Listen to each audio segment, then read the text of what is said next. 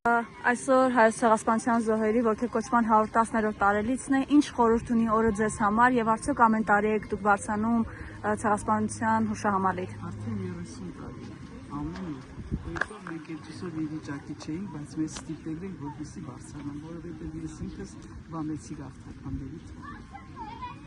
իմ հայրերը 15 թվականից հետո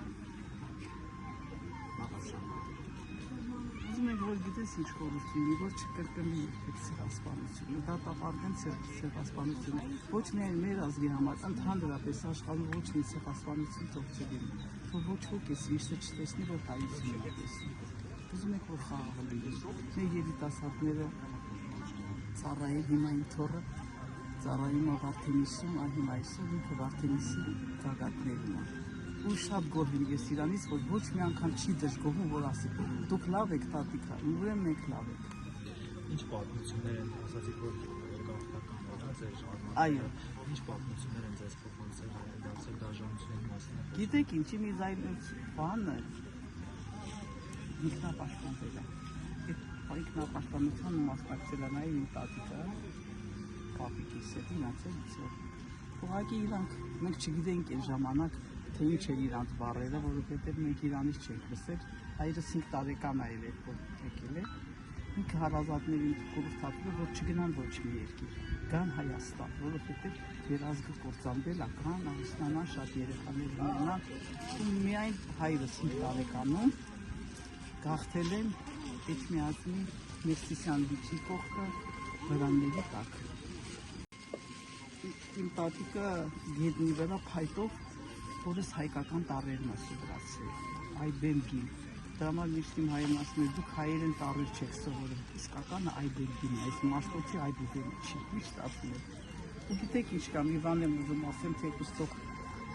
ոչ մեկին չվիրավորի, այսինքն որ ասում են, խոսքը չի վերաբերում ռուս ազգին, նրանք էլ ժողովուրդ են, ոչինչ, ուղղակի իմ տատիկս, որս պատվիրել էր, որ ինչքան երեխաներ ունենա, բոլորն ամուսնանան հայերի հետ, ու հանկարծ իր հացը խլեց չսարքի, մենք չենք հասկանում դրա իմաստը։ Այս վերջերն ենք արդեն հասկացել, թե ինչի համար, որովհետև են դժվար րոպեին պաշտպանվելուց ամեն ինչից հետո հայությանը մենակ թողել են օսմանցիների դեմ։ Իհարկե, չեմ ուզում ասել, նավա դուք ինքներդ կգուշակեք, չեմ ուզում անգամ իրանց անել։ Հիմա մենք այդ նույն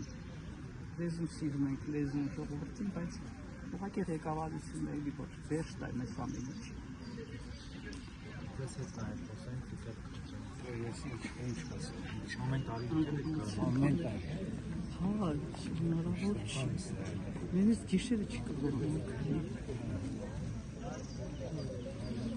Եվ օրվա խորհրդի հետ կապված դուք ինչ կասեք ցեղասպանությունը։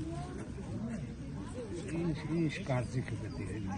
Որ այսօր տենում ես ամեն ինչը արդեն բաններ, ինչ ակալա մեր ազգը։ Ամեն ոչ մի բանը չենք ուտում, պետք է։ Այդ մեծերի հետ նստան զրուցում ես ով մասնակից է բաները, արդեն չես էլ դրանց երեսը պայես դրանց։ Ինչ ա 100 տարի անց դուք պատկերացնում եք թուրքերի, ադրբեջանցիների հետ խաղաղ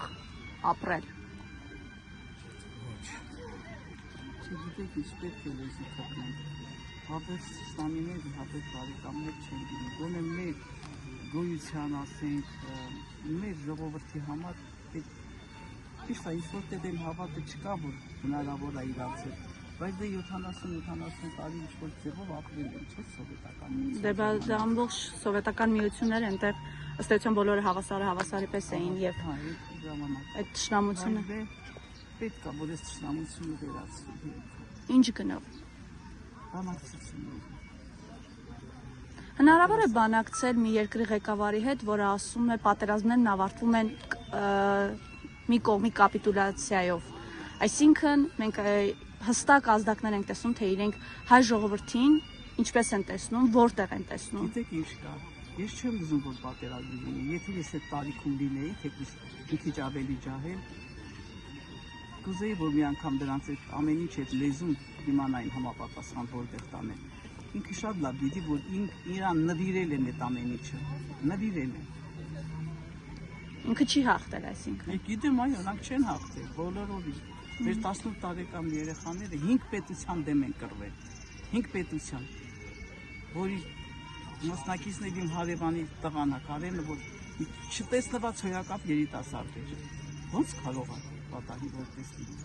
Ուղղակի նվիրեցին ուրիշ երկրների միջամտության շնորհիվ։ Նվեր տվեցին։ Երբեք չեն կարողանա անցնել։ Շնորհակալություն։